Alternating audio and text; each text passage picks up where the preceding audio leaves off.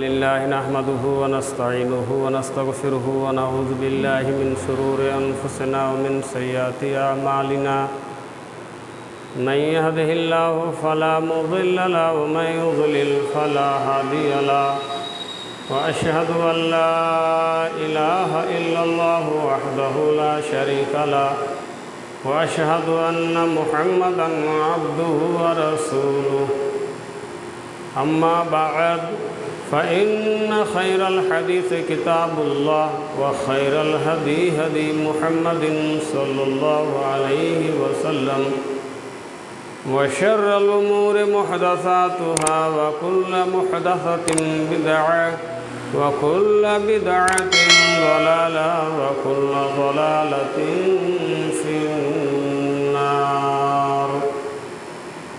أعوذ بالله السميع العليم من الشيطان الرجيم من همزه ونفخه ونفثه. بسم الله الرحمن الرحيم. من أراد الآخرة وسعى لها سعيها وهو مؤمن فأولئك كان سعيهم مشكورا. وقال الله تبارك وتعالى في موضع آخر إنما يتقبل الله من المتقين.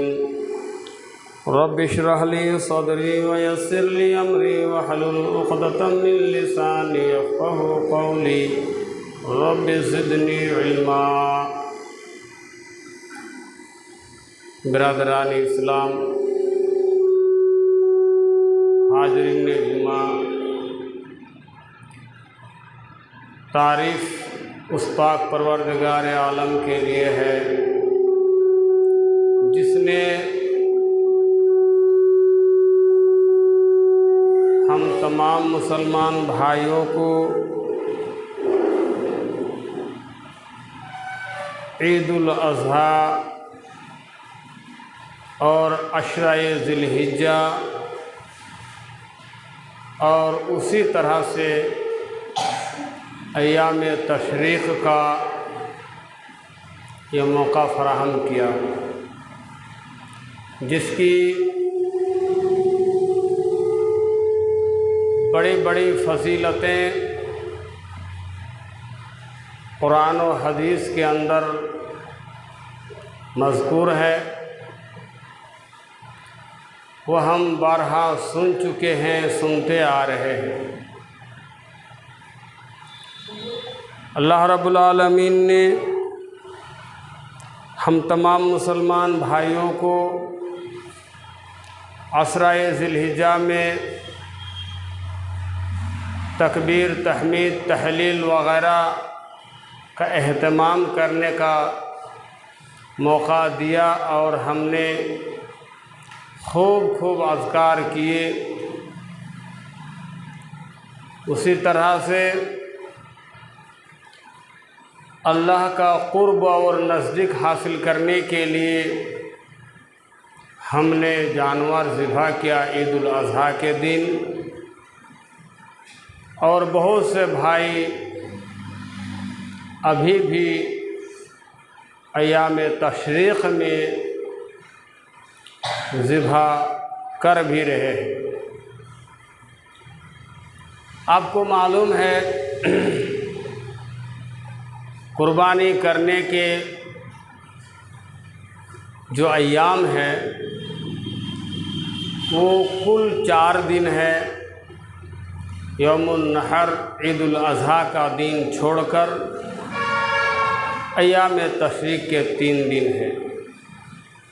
آج تیسرا دن ہے، اور آئندہ کل ہفتے کا دن ہوگا، وہ چوتھا دن ہے۔ ان میں آپ قربانیاں دے سکتے ہیں، قربانی کر سکتے ہیں۔ دعا ہے اللہ رب العالمین سے کہ اللہ تعالی ہم تمام بھائیوں نے جو قربانیاں پیش کی ہیں، چھوٹے جانور ہو یا بڑے جانور ہو، ہماری اس قربانی کو تو قبول فرما لے، اسے آخرت میں نجات کا ذریعہ اور کام آنے والے توشہ بنا دے۔ حضرات گرامی، ہم سب کے لیے ایک امپورٹنٹ اور اہم کام جو ہے اس میں ہم سب بڑی سستی برتتے ہیں، غافل نظر آتے ہیں،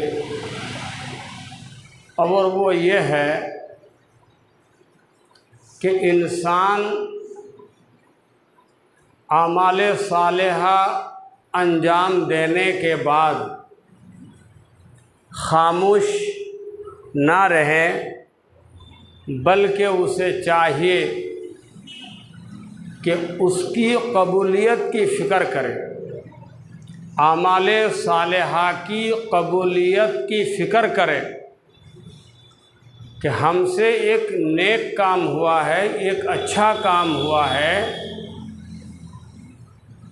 آیا ہمارا وہ عمل قبول ہوا کہ نہیں، اس کی فکر ہونی چاہیے۔ ایسا نہیں کہ ہم نے کام کر دیا، ہم سے عمل ہو گیا اور ہم غفلت میں پڑ جائیں، اس کی طرف دھیان نہ دیں، ایسا نہیں ہونا چاہیے، بلکہ اس کی فکر ہونی چاہیے کہ پتہ نہیں، ہم کو تو کچھ بھی علم نہیں کہ ہمارا یہ عمل قبول ہوا کہ نہیں ہوا، ہماری یہ قربانی قبول ہوئی کہ نہیں ہوئی، ہماری یہ نمازیں قبول ہو رہی ہے کہ نہیں ہو رہی ہیں، ہمارے یہ روزے جو ہم نے رمضان میں رکھے ہیں وہ قبول ہو رہے ہیں کہ نہیں ہو رہے ہیں، ہمیں ایک طرح سے کافی فکر مند ہونا چاہیے۔ لیکن ایسا لگتا ہے کہ ہم سب بالکل یقین کر بیٹھے ہیں کہ ہمارا عمل قبول ہو رہا ہے یا قبول ہو گیا ہے، اس کی قبولیت میں کوئی شک و شبہ نہیں، اس طرح سے ہم غافل ہو جاتے ہیں اور اس کی طرف ذرا سی بھی ہماری توجہ نہیں ہوتی ہے۔ صحابہ کرام رضوان اللہ علیہم اجمعین کے بارے میں آتا ہے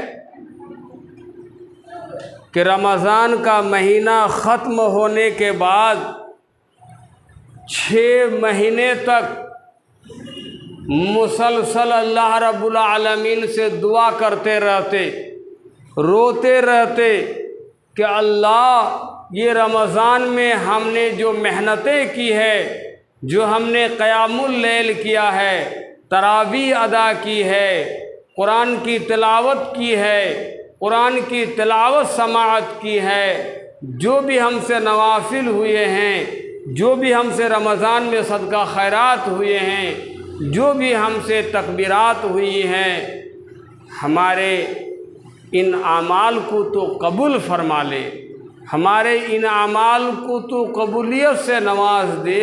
یہ صحابہ کرام 1-2 دن نہیں، 1-2 مہینے نہیں، مسلسل 6 مہینے تک رو رو کر اللہ رب العالمین سے دعا کرتے تھے۔ اور ہمارا کیا ہو رہا ہے؟ روزہ رکھے جا رہے ہیں، عید ہو گئی، نماز سے دور ہو گئے، قرآن سے دور ہو گئے، مسجد سے دور ہو گئے، اور جتنے خرافات ہیں ان تمام خرافاتوں میں ہم ملوث ہو گئے۔ ہمارے رمضان کے اعمال قبول ہوئے یا نہیں ہوئے اس کی ذرہ برابر بھی پرواہ نہیں، اس سے بالکل بے فکر ہے۔ ٹھیک اسی طرح سے یہ قربانی ہے، ہم نے جانور ذبح کیا، بکرا کی شکل میں ہو، اونٹ کی شکل میں ہو، دمبے کی شکل میں ہو، گائے بیل کی شکل میں ہو، قربانی کر دی، تھوڑا بہت تقسیم بھی کر دیا، ہم مزے سے کھا پی بھی رہے ہیں، ہمیں خوشی لگ رہی ہے، لیکن اس کی پرواہ نہیں کہ ہماری یہ قربانی بارگاہ الہی میں قبول ہوئی کہ نہیں ہوئی، اس کی ذرا سی بھی ہمیں پرواہ نہیں۔ قبول ہوئی کہ نہیں ہوئی اس کی پرواہ نہیں، نہ ہم نے اللہ سے دعا مانگی نہ ہمیں اس کی ضرورت محسوس ہوئی، بس ذبح کر دیا، قربانی ہو گئی۔ میرے بھائیوں، یہ قربانی کرنا تو عام بات ہے، سب کوئی کرتے ہیں، لیکن سب کی قربانی قبول نہیں ہوتی ہے، یہ آپ کو ماننی پڑے گی۔ باپ آدم علیہ السلام کے 2 بیٹے تھے، حابیل اور قابیل۔ جس بات پر بھی اختلاف ہوا دونوں میں، لیکن اس کی حقیقت اور سچائی کو جاننے کے لیے دونوں بیٹوں نے قربانی پیش کی۔ ایک کی قربانی قبول ہوئی تھی اور دوسرے کی قربانی قبول نہیں ہوئی تھی۔ پتہ کیا چلا کہ قربانی قبول ہر ایک کی نہیں ہوتی ہے۔ اگر قبول ہوتی تو دونوں ہی کی قربانی قبول ہوتی، ایک کی ہوئی دوسرے کی نہیں ہوئی۔ کیا مطلب ہے؟ جس کی قبول ہوئی انہوں نے کیا کہا معلوم ہے؟ انما یتقبل اللہ من المتقین۔ قربانی کرو، شوق سے کرو، سب کوئی کرو، لیکن اللہ تبارک و تعالی اس کی قربانی قبول فرماتا ہے جو متقی ہوگا، جو پرہیزگار ہوگا، جس کے اندر اللہ کا خوف ہوگا، جس کے اندر اللہ کا ڈر ہوگا، جس کے اندر للہیت ہوگی، اس کی قربانی قبول ہوگی، ہر ایک کی قربانی قبول نہیں ہوگی۔ آپ اندازہ لگائیے، ہم میں سے کتنے ہیں جس کے اندر اللہ کا خوف ہے، اللہ کا تقوی ہے، اللہ کا ڈر ہے؟ یہ چیز کہاں سمجھ میں آئے گی کہ اللہ کا ڈر ہمارے اندر ہے یا نہیں ہے؟ ہمارے عام زندگی میں دیکھنا پڑے گا کہ ان کے اعمال کیسے ہیں، ان کا رہن سہن کیسا ہے، اس کا کھان پان کیسا ہے، ان کے چلنے پھرنے کا طریقہ کیا ہے۔ ان تمام چیزوں سے یہ اندازہ لگایا جا سکتا ہے کہ ان کے اندر اللہ کا خوف ہے یا نہیں ہے، وہ بندہ متقی ہے یا نہیں ہے، یہ اس وقت آپ کو معلوم ہوگا۔ اس لیے میرے بھائیوں، اس چیز کو آپ نوٹ کر لیجئے، انما یتقبل اللہ من المتقین۔ اللہ صرف متقی ہی کی قربانی قبول فرماتا ہے، دوسرے کی قربانی قبول نہیں فرماتا ہے۔ اللہ رب العالمین نے فرمایا، سب کوئی سنے ہیں اس سے پہلے، لَن يَنَالَ اللَّهَ لُحُومُهَا وَلَا دِمَاؤُهَا وَلَٰكِن يَنَالُهُ التَّقْوَىٰ مِنكُمْ، کہ اللہ رب العالمین کو خون نہیں پہنچتا ہے، اللہ رب العالمین کو گوشت نہیں پہنچتا ہے۔ ہم دیکھتے ہیں کہ جو جانور ہم سے ذبح ہو رہے ہیں، قربانی ہو رہی ہے، اس کا خون نالیوں میں بہتا ہے، اس کا خون زمین میں گڈھا کھود کر کے لوگ دفن کر دیتے ہیں، اس کا خون زمین میں پڑا رہ جاتا ہے، اور اس کا گوشت یہ ہمارے کھانے پینے کے کام آتے ہیں، ہمارے پیٹ میں چلا جاتا ہے۔ اللہ رب العالمین کو کیا پہنچتا ہے بولو؟ وَلَٰكِن يَنَالُهُ التَّقْوَىٰ مِنكُمْ، اللہ رب العالمین کو تمہارے دل میں جو ایک تقوی ہے، ایک پرہیزگاری ہے، ایک ڈر ہے اللہ رب العالمین کا، وہ پہنچتا ہے۔ تمہارے دل میں جو تقوی پرہیزگاری ہے وہ پہنچتا ہے۔ تو اس سے بھی پتہ چلا کہ تقوی والے کی قربانی قبول ہوتی ہے، اللہ سے ڈرنے والے کی قربانی قبول ہوتی ہے۔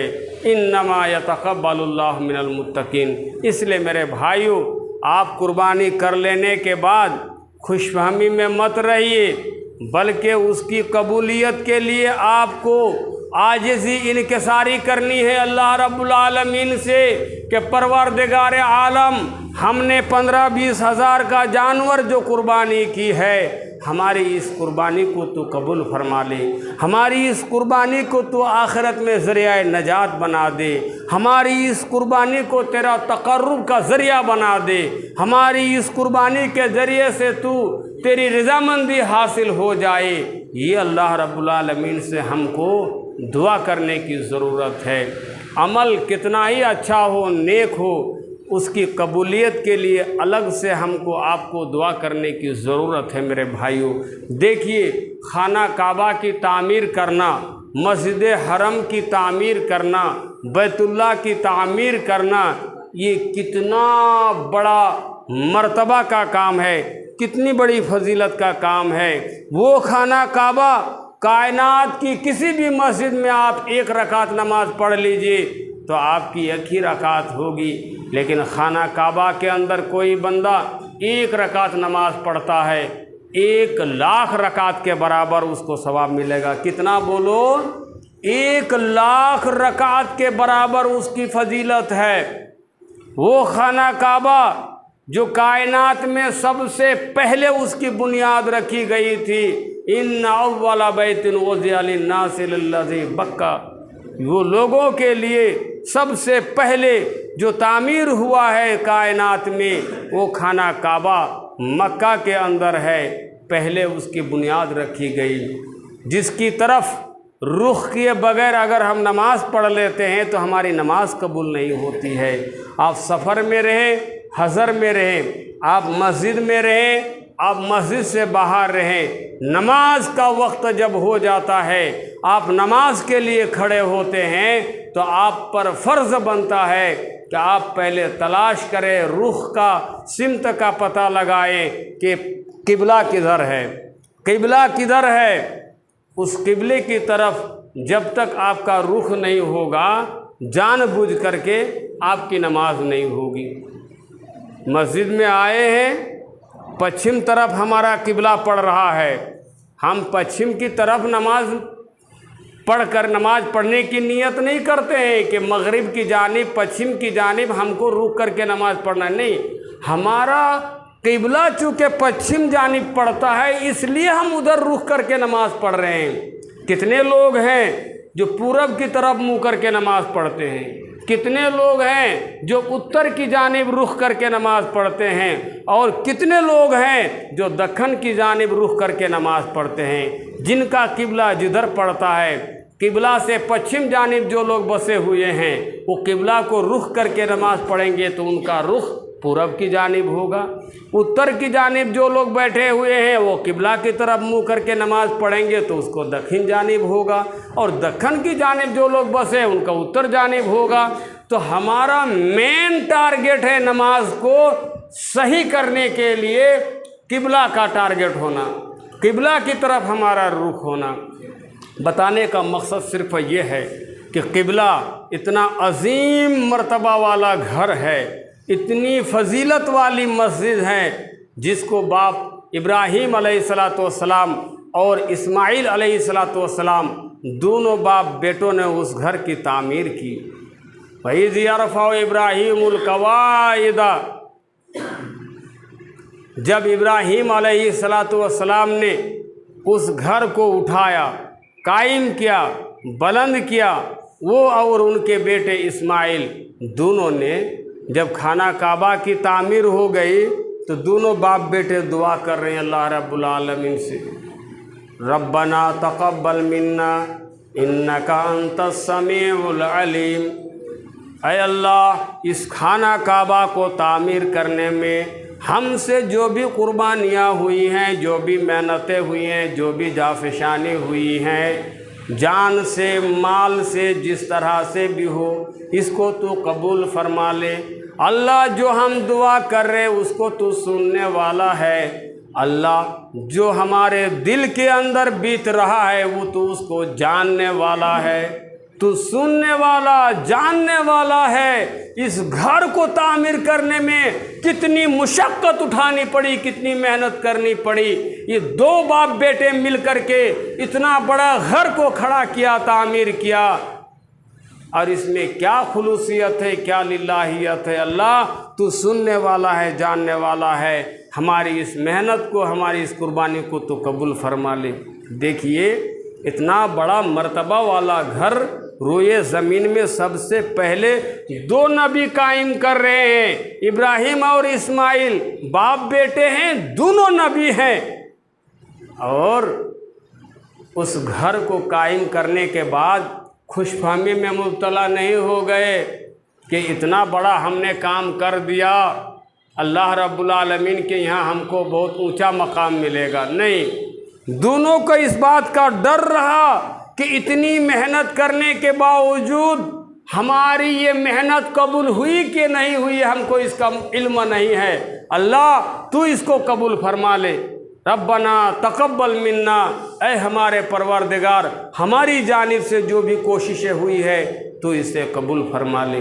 اس لیے میرے بھائیوں ضرورت ہے کہ خوش فہمی میں مبتلا نہیں ہونا ہے۔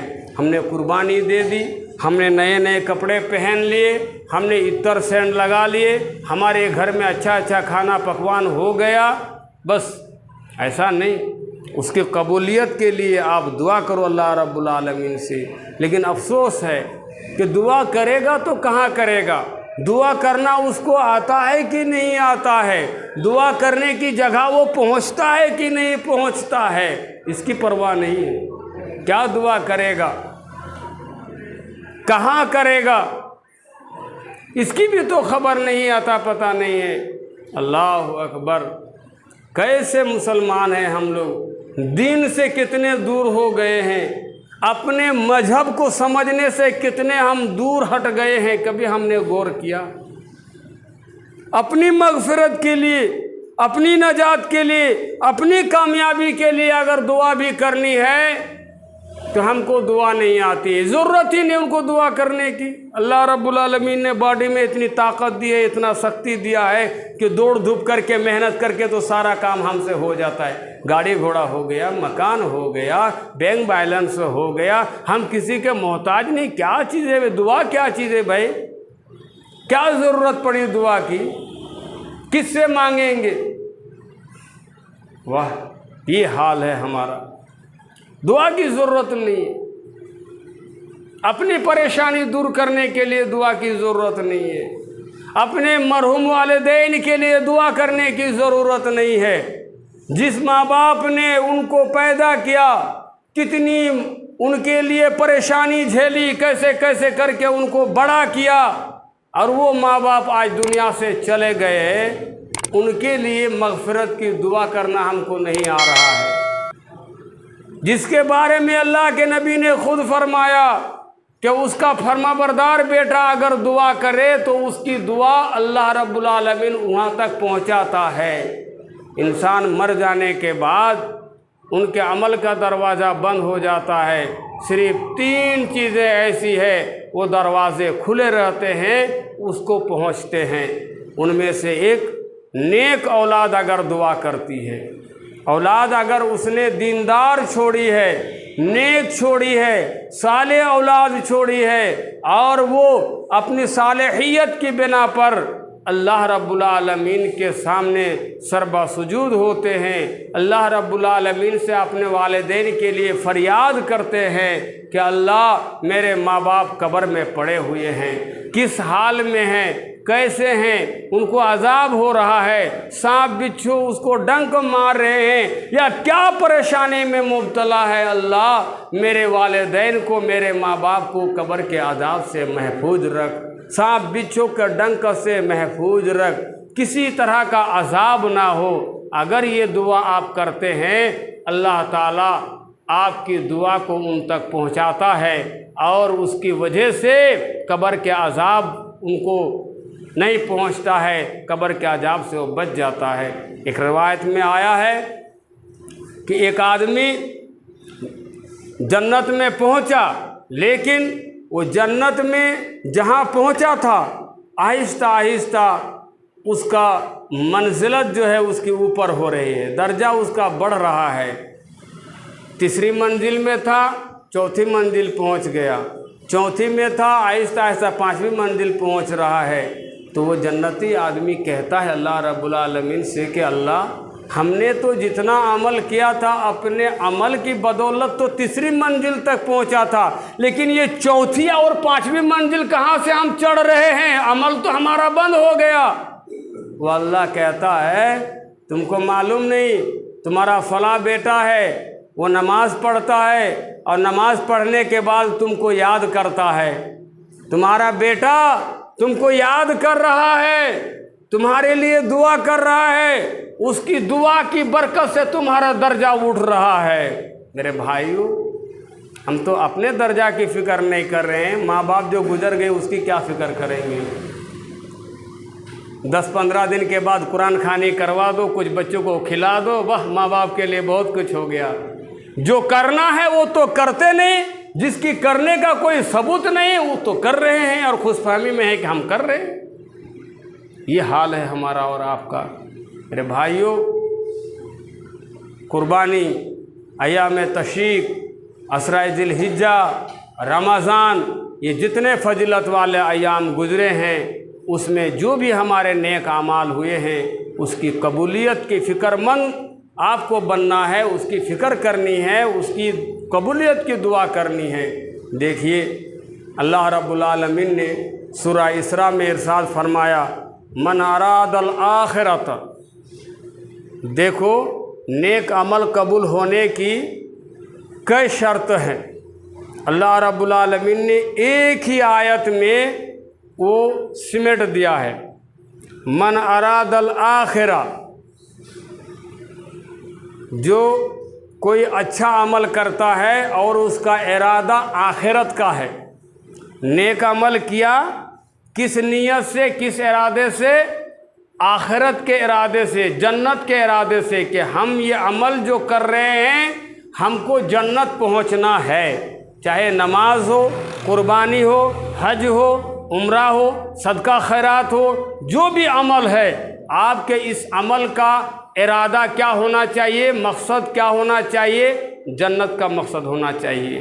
وَسَعَى لَهَا سَعْيَهَا، اور ارادہ اچھا آخرت کا ہونے کے ساتھ ساتھ اس کے لیے بھرپور کوشش بھی ہونی چاہیے، تابڑ توڑ محنت ہونی چاہیے اس کے لیے۔ ہماری نیت تو اچھی ہے لیکن اچھی نیت کے ساتھ ہم کو کام بھی کرنا ہے، محنت بھی کرنی ہے۔ وہ محنت کیسی ہونی چاہیے؟ سنت کے مطابق ہونا چاہیے۔ نیت اچھی ہے تو طریقہ کام کرنے کا بھی آپ کا اچھا ہونا چاہیے، جو نبی علیہ الصلوۃ والسلام نے آپ کو طریقہ بتایا۔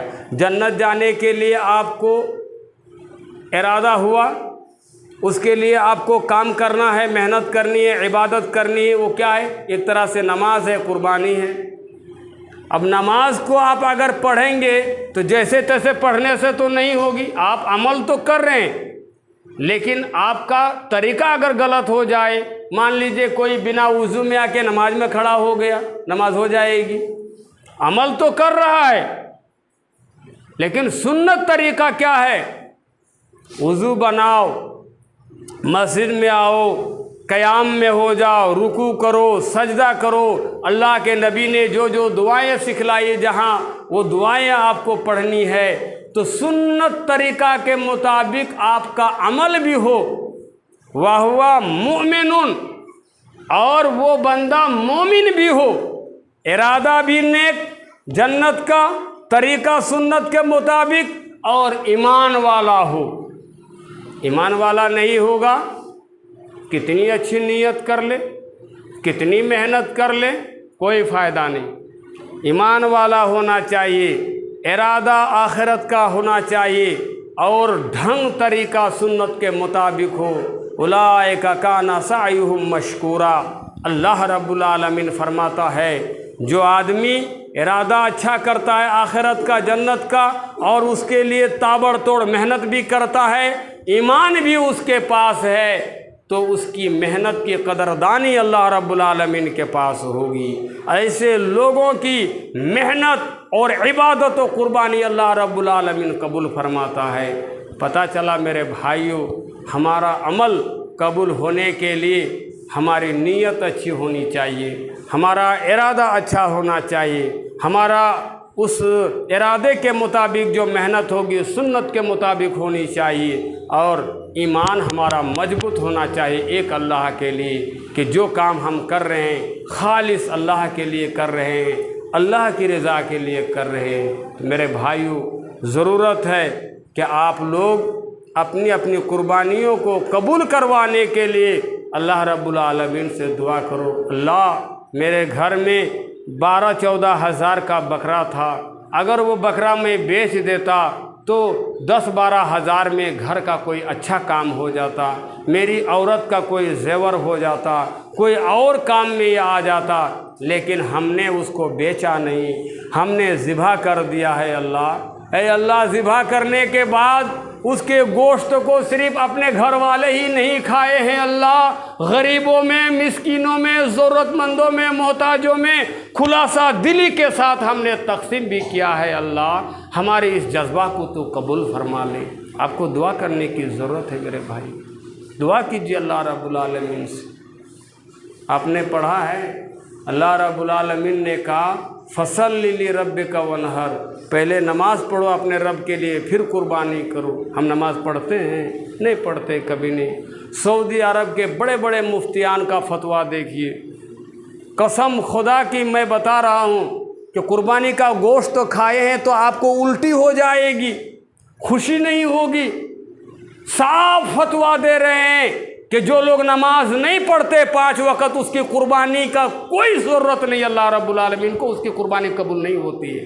वो खा पी करके उसको ऐश मौज करने दो, उससे कोई फ़र्क पड़ने वाला नहीं। बेनमाजी की कुर्बानी कबूल होती ही नहीं है। अब क्या करोगे? कुर्बानी करना छोड़ दोगे? जब कबूल नहीं होगी तो क्या करेंगे? कुर्बानी करना छोड़ दो? नहीं, कुर्बानी करना छोड़ो मत। कुर्बानी कबूल करने के लिए नमाज ज़रूरी बता रहा है, आपको नमाज पकड़ना है। नमाज भी पढ़ो और कुर्बानी भी करो। हमारे मोहल्ले में पिछले जुमा एक बैठक हुई, कुछ लोग इमाम साहब को पैसा नहीं दे रहे, 3-4 आदमी, उसका पैसा नहीं उठ रहा है महीना महीना। बोले जुमा के बाद थोड़ा आप लोग बैठ जाइए, तो कहा कि जुमा के बाद बैठ गए। तो बात ये हो रही है कि पूरे मोहल्ले में पैसे उठ रहे हैं, 2-4 आदमी का पैसा नहीं मिल रहा है 4-5 महीने से मुसलसल। तो उस बैठक का मतलब क्या था कि जो 4-5 आदमी पैसे नहीं दे रहे हैं, कैसे उनका पैसा वसूल होगा, कैसे लिया जाएगा, ये ना मकसद था।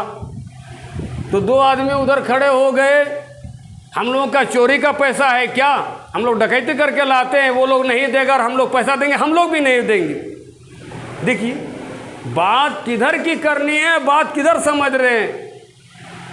4-5 आदमी पैसे नहीं दे रहे हैं, पूरे गांव वाले मिल करके उनसे पैसे कैसे अदा होंगे, कैसे लिया जाएगा, ये मकसद है बैठने का।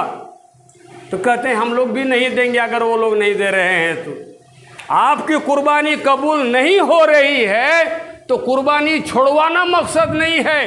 कुर्बानी करने के लिए उससे पहले जो ज़रूरी है उसकी तरफ आपको आने की ज़रूरत है कि पहले आप नमाजी बनिए, आप नमाजी बनिए, नमाज कायम करना सीखिए, तो इंशाअल्लाह आपकी कुर्बानी भी कबूल होगी। अगर उसकी कबूलियत में कोई शक शुबा होगा, अल्लाह रब्बुल आलमीन से आप सिफारिश करोगे, दुआ करोगे, अल्लाह हम नमाज भी पढ़ रहे हैं, नमाज में हम रोते भी हैं, नमाज में तेरा ज़िक्र भी कर रहे हैं, और कितनी परेशानी के साथ हमने ये कुर्बानी की, अल्लाह इसको तो कबूल फरमा ली। ये है असल मकसद मेरे भाइयों।